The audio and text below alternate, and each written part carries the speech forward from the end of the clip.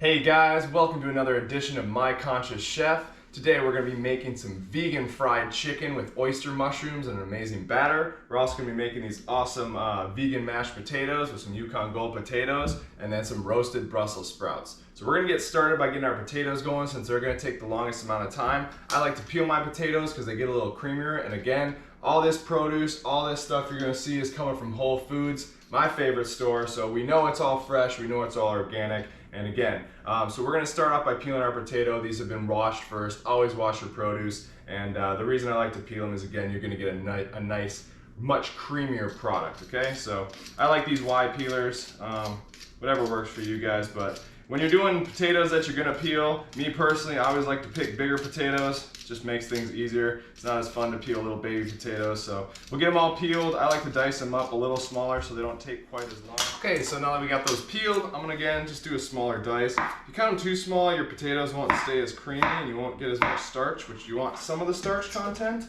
Right here I just have some cold water. I always like to start my potatoes in cold water. Just gonna do a little bit of sea salt or kosher salt, just enough.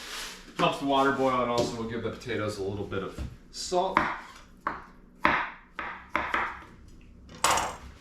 Okay, so we're gonna get these going and bring them to a boil. Again, we don't need to roll boil them too heavy, and make sure your potatoes are just covered by the water. Again, the more water, the longer it's gonna take. So we can cover these, get them on the heat. Okay, so now we got that part done. We're gonna move on to getting our mise en place, which just means getting everything in place for our fried chicken, which again, we're using oyster mushrooms and this awesome breading. So I have almond milk. We're gonna start our wet bath. Okay, for those of you who don't have one of these, they're a lifesaver. Highly recommend them. Okay, and the thing with this is when you do almond milk, or any milk for that matter, mixed with something acidic like a lemon, you kind of make yourself a buttermilk. So don't be surprised if this curdles a little bit. It's what we want. It just helps kind of get things to be a little more creamy. All right. So half a lemon, and it's going to be a cup of whatever milk. You can use soy milk. I'm using this almond milk again. Love this product from Whole Foods, one of my favorite because of the ingredients. It's just literally water, almonds, salt. That's the stuff right there. So about a cup of that. So there we have our buttermilk mixture that we're making up real quick. I have our oyster mushrooms. The reason I love Whole Foods is they got these that you can pick your own size. They're fresh, they're organic.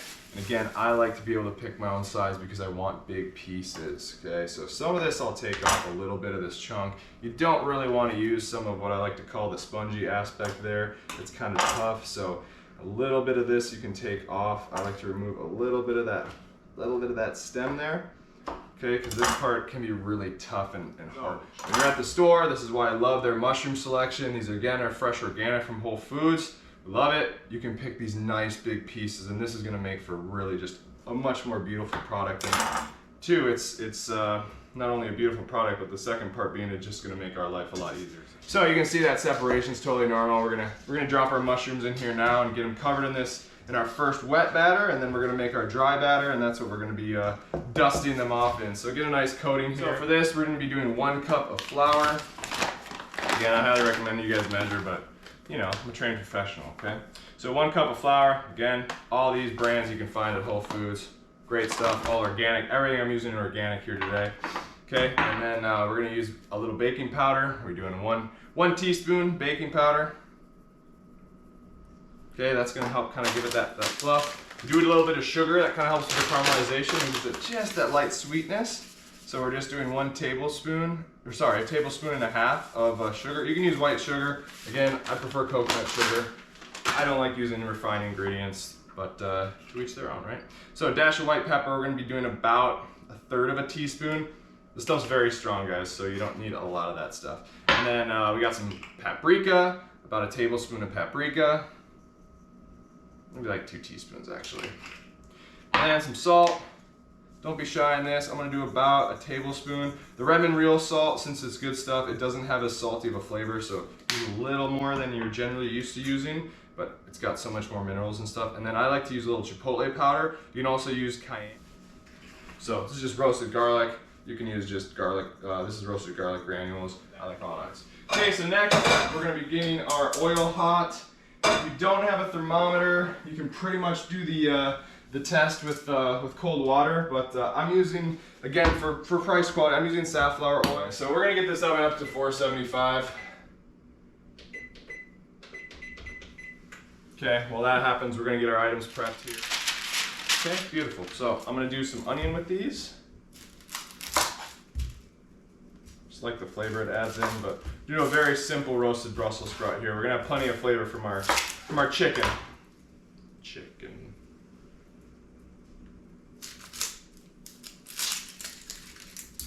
Okay, so I just take the head and the tail off the onion, as you saw.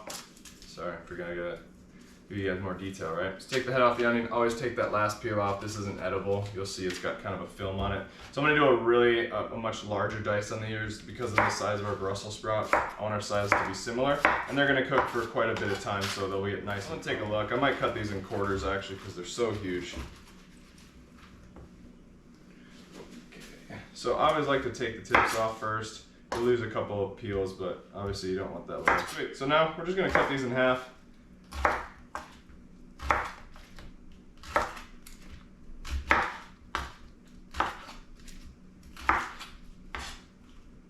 Again, don't cut too deep when you cut the nub off or they all fall apart and you lose all your layers. So, you know, the leaves will still get crispy and you can utilize them, but. Okay, so as long as they're pretty on the outside, if they got some ugly, you know, external shells, go ahead and discard those, but there we go.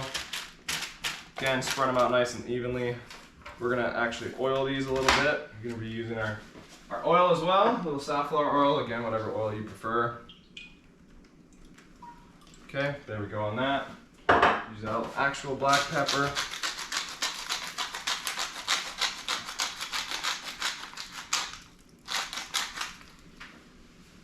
Touch of salt. I'm going to do some more of that garlic, the roasted granulated garlic. If you want to use some fresh here, that's great too.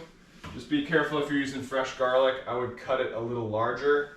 If you cut it too small with the rate that this is going to be cooking, it might get a little crispy. I'm going to do a little bit of sugar. Sometimes I like maple syrup too, but a little sweet with the Brussels. It helps them caramelize. It'll make them really nice.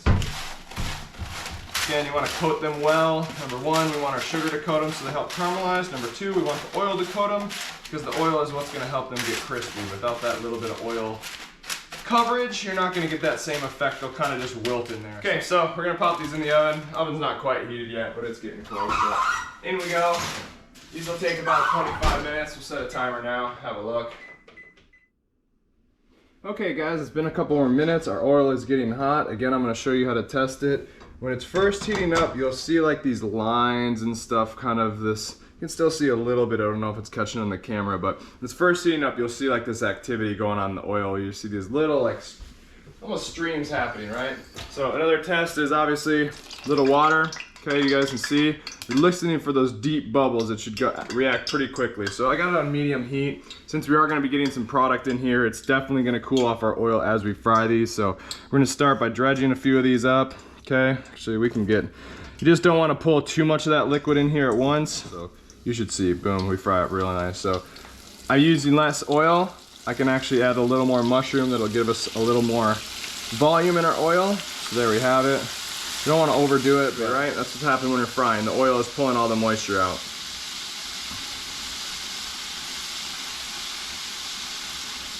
So again, I've turned my heat up now just because the oil cools off so quickly when you add that moisture to it. So now I'm up to high heat. Just keep an eye on it, adjust your heat as you're going. If the oil is too cold, you're not going to get that real crispy fry. So as you add more product to it, definitely you can add a little more temperature. So you can see they're getting crispy here. As some more of that moisture comes out, they'll get nice and crispy crunch. All right guys, here we have it. Beautiful crispy pieces. We're gonna get these out here. Just wanted to show you guys these over here. There you have it. I mean, you can still hear the sizzle on there, but man, perfect. Look at that. Finished our Brussels sprouts here. They're coming out of the oven. Oh yeah, it's beautiful, nice and crispy. As you saw, we did our fried chicken with an N, our vegan fried chicken there, the oyster mushrooms. Our mashed potatoes just finished up here, so we're gonna get those strained and whipped up. And I'm gonna build you guys a plate, and we're also gonna build you a meal prep so you guys can see how I do that. So you see this, how it's kind of sticking, but you wiggle it a little bit, let's go. That's exactly what we're looking for. It should somewhat stick, but it should let go. Again, if you poke in there and it sticks in there hard and you have to push it off, they're not done yet. So again, make sure, always keep your mashed potatoes hot when you're whipping them. We'll do some salt. Okay, I have some garlic. We got some butter here, vegan butter. Oh, I'll show you the brand.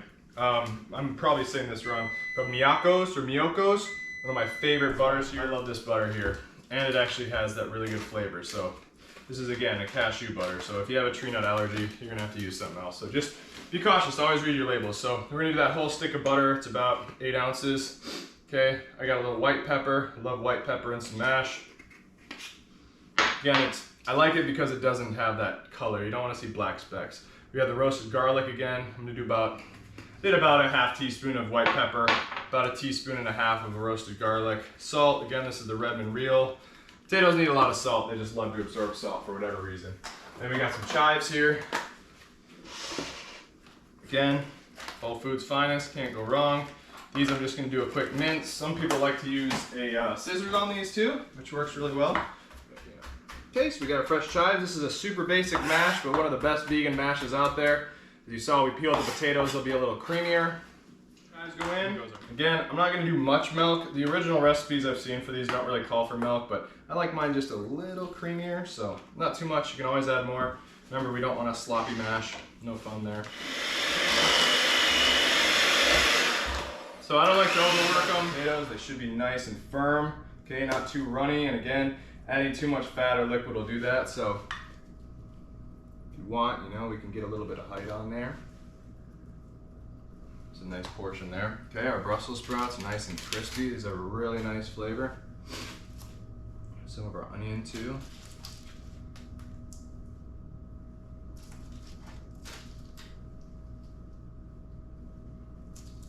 Okay, and then our beautiful vegan fried chicken. Oyster mushrooms here. Oh yeah, gorgeous. You can hear them, they're still nice and crispy. But there you have it, our beautiful vegan mashed potato with chives and vegan butter. We have our roasted Brussels sprouts and onions, and then our awesome fried chicken. Your meal prep container. A lot of what I do for clients is this. So again, just portion everything out. I like to let everything cool down, but get your portioning. That, we put these on the side. We'll keep our chicken a little separate so it doesn't get dried out, but bam, now you got another meal for tomorrow. There you guys have it, quick meal prep. Again, I'm My Conscious Chef. We're using everything from Whole Foods, so the great thing is, you can go in your shopping cart, pick this up, or get it delivered right to your door. Use this video to cook right along with me, and bam, you guys will be cooking like chefs in no time. Health is wealth, guys. Live richly.